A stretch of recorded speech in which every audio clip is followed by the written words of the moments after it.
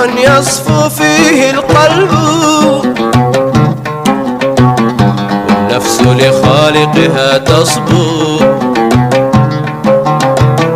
والأمة يجمعها الحب، والأمة يجمعها الحب ويوحدها الأمل العذب.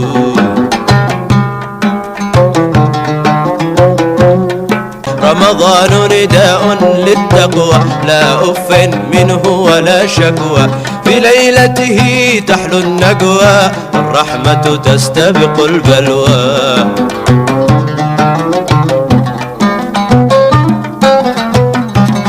والبهجة يحملها السحر، والبهجة يحملها السحر فتغيب الشدة والكدر. شهر يحلو